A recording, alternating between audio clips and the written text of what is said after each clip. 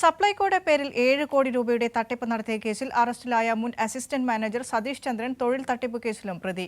കൊച്ചി മെട്രോയിൽ ജോലി വാഗ്ദാനം ചെയ്തായിരുന്നു തട്ടിപ്പ് നടത്തിയത്.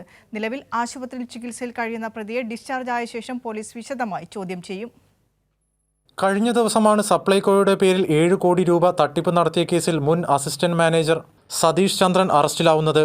വ്യാജ പർച്ചേസ് ഓർഡർ ഉണ്ടാക്കിയും GST നമ്പർ ദുരുപയോഗം ചെയ്തുമാണ് ഇയാൾ തട്ടിപ്പ് നടത്തിയത്. സപ്ലൈകോയുടെ ഔദ്യോഗിക ഇമെയിൽ സ്ഥാപനത്തിൽ നിന്ന് HR വിഭാഗം അസിസ്റ്റന്റ് മാനേജറായി വിരമിച്ച സതീഷ് ചന്ദ്രൻ ദുരുപയോഗം ചെയ്യുകയായിരുന്നു.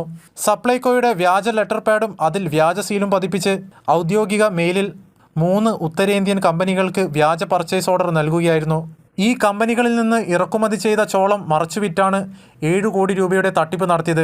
ബാക്കി തുക നൽകുവാൻ വേണ്ടി കമ്പനികൾ സപ്ലൈകോയെ സമീപിച്ചപ്പോഴാണ് തട്ടിപ്പ് വിവരം പുറത്തുവന്നത്. ഇതിനിടെയാണ് സംസ്ഥാനത്തിന്റെ വിവിധ പ്രദേശങ്ങളിൽ സതീഷ് ചന്ദ്രൻ തൊഴിൽ തട്ടിപ്പ് നടത്തിയ വാർത്ത പുറത്തുവന്നത്.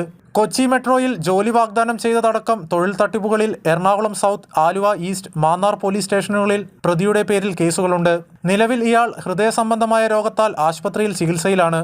ആശുപത്രിവാസത്തിന് ശേഷം സതീഷ് ചന്ദ്രനെ വിശദമായി ചോദ്യം ചെയ്യാനാണ് പോലീസിന്റെ തീരുമാനം. കൈരളി ന്യൂസ്, കൊച്ചി.